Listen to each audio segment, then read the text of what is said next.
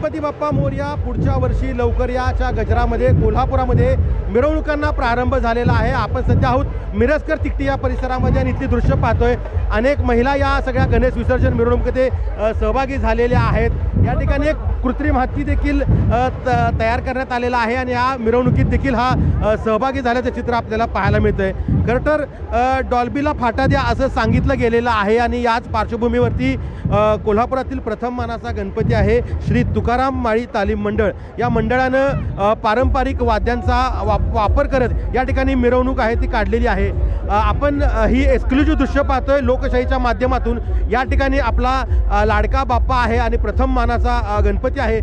पालखीतून त्याची मिरवणूक आहे ती या ठिकाणी निघालेली आहे। अगदी प्रत्येकानं पारंपरिक वेशभूषा या ठिकाणी परिधान केलेली आहेत।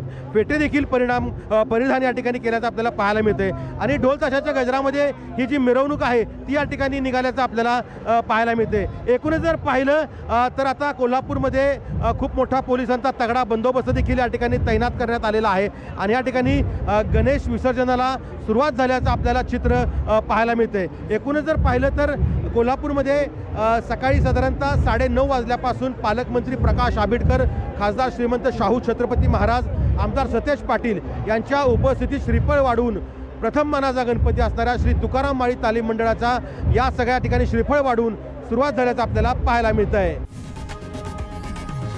लोकशाही मराठी ऐका, पहा, जागरूक रहा।